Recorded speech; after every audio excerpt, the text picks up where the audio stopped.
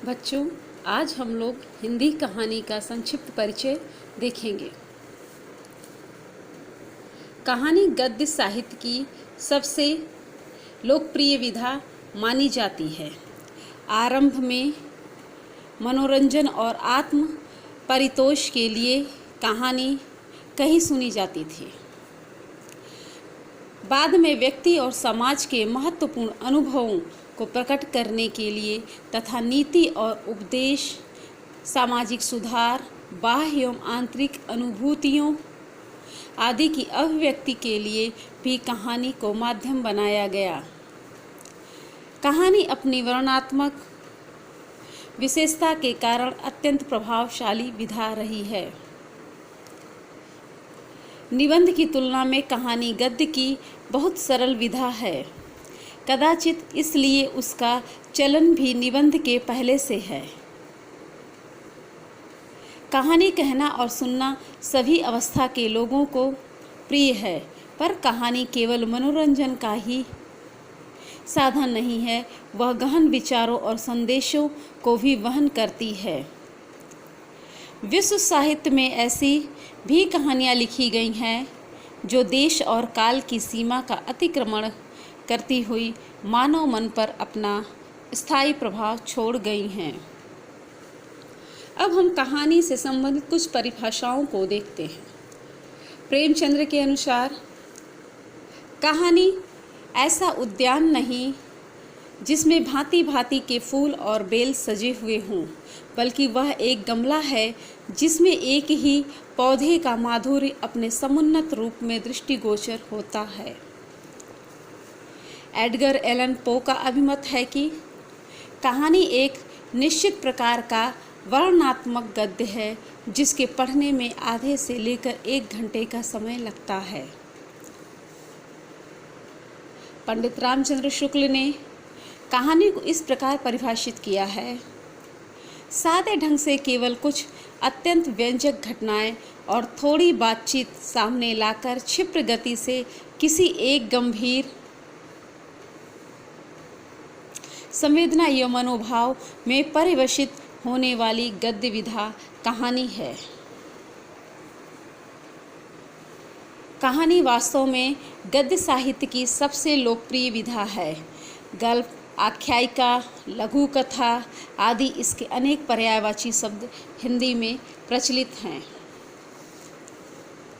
अब हम कहानी के प्रमुख तत्वों पर बात करते हैं।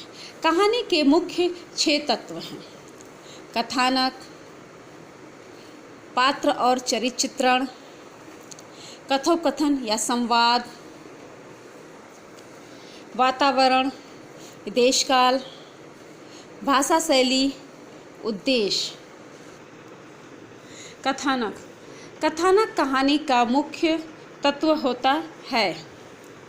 विषय की दृष्टि से कथानक ऐतिहासिक, पौराणिक, सामाजिक, राजनीतिक, समस्यामूलक आदि अनेक प्रकार के होते हैं। घटना प्रधान कहानियों को घटना प्रधान, चरित्र प्रधान कहानियों को चरित्र प्रधान तथा समस्या प्रधान कहानियों को समस्यामूलक कहानी कहते हैं। कथानक के विकास की दृष्टि से कथानक के 5 अंग होते हैं: प्रारंभ, अंतर्द्वंद, चरमोत्कर्ष, अवरोह, अंत। दूसरा प्रमुख तत्व है पात्र। कहानी में जितने कम पात्र होते हैं, कहानी उतनी ही उत्कृष्ट कोटि की मानी जाती है। कहानी का मूल भाव चाहे जो भी हो, मानव चरित्र की प्रतिष्ठा ही कहानी का प्रधान विषय होता है। अतः कहानी के पात्रों में स्वाभाविकता का होना आवश्यक है। कहानी का तीसरा प्रमुख तत्व है कथोपकथन। कहानी में कथोपकथन के 2 उद्देश्य होते हैं। पहला, पात्रों में चरित्र चित्रण को प्रस्तुत करना, दूसरा, कथा प्रवाह को आगे बढ़ाना। कहानी की कथोपकथन में निम्नलिखित विशेषताएं होनी चाहिए: कथोपकथन स्वाभाविक और तर्कसंगत हो, कथोपकथन सरल और संक्षिप्त हो, कथोपकथन सशक्त, सार्थक और मार्मिक हो, कथोपकथन कथा के विकास में सहायक हो।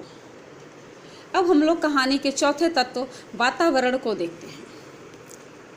कहानी में विश्वसनीयता लाने के लिए आवश्यक है कि देश, काल और परिस्थितियों का सही चित्रण किया जाए। वातावरण का चित्रण कथ्य की प्रेषणीयता के लिए पाठक के मानस को तैयार करता है। यह कुछ कहानियों में प्रारंभ में ही कर दिया जाता है और कुछ के मध्य में।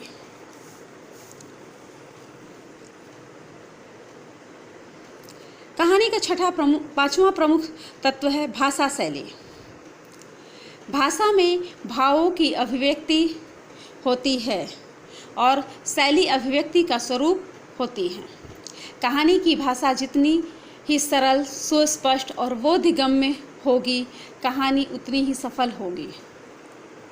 भाषा की क्लिष्टता से कहानी की स्वाभाविकता समाप्त हो जाती है। भाषा समर्थ, प्रभावशाली, चित्रात्मकता और प्रवाहमयता से पूर्ण होनी चाहिए। अब हम कहानी के आखिरी और छठे तत्व को देखते हैं। मनोरंजन के साथ साथ कहानी में कोई न कोई उद्देश्य भी निहित रहता है, किंतु कहानी का उद्देश्य उपन्यास के उपदेश की भांति स्पष्ट और विस्तृत नहीं होता। इसमें कहानी के उद्देश्य का संकेत मात्र ही रहता है। अब हम अच्छी कहानी की क्या विशेषताएं होती हैं, संक्षेप में उन्हें देखते हैं। शीर्षक। कहानी का शीर्षक संक्षिप्त, भावपूर्ण, स्पष्ट और कौतूहलपूर्ण होना चाहिए। कथानक से संबद्ध होना चाहिए। कथानक।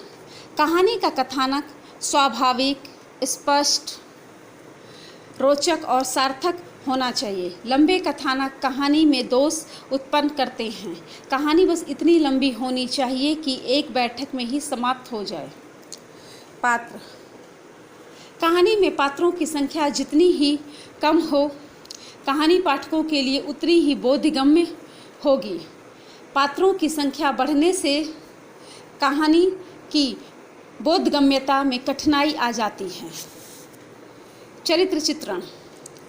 पात्रों के चरित्र चित्रण में जितनी ही स्वाभाविकता और स्पष्टता का ध्यान रखा जाएगा, कहानी उतनी ही स्पष्ट होगी। अंतर्द्वंद। पात्रों के मनोवेगों का चित्रण जितना ही सजीव और मर्मस्पर्शी होगा, कहानी उतनी ही सफल होगी। घटना। यथासंभव कहानी में घटनाएं कम होनी चाहिए। अनेक प्रासंगिक कथाएं या घटनाएं कहानी को असफल बना देती हैं। कौतूहल। कहानी का प्राण कौतूहल है, जिसका आदि से अंत तक होना आवश्यक है। इससे पाठकों के मन में कहानी के प्रति विशेष रुचि पैदा होती है। भाषा शैली। कहानी की भाषा शैली अत्यंत ही सरल, स्वाभाविक, स्पष्ट और प्रभावशाली होनी चाहिए। कथोपकथन। कहानी में आए हुए कथोपकथन संक्षिप्त, स्वाभाविक, अर्थपूर्ण तथा तर्कसंगत होने चाहिए। लंबे कथोपकथनों से भाषण की नीरसता आने लगती है। उद्देश्य। कहानी मनोरंजन के साथ साथ जीवन के किसी पक्ष से संबंधित किसी न किसी उद्देश्य को बताने वाली होनी चाहिए। वातावरण। कहानी में विश्वसनीयता लाने के लिए वातावरण का चित्रण आवश्यक होता है। कहानी का आदि और अंत। कहानी का आदि और अंत अत्यंत ही कौतूहलपूर्ण होना चाहिए, जिससे पाठक की उत्सुकता बराबर बनी रहे।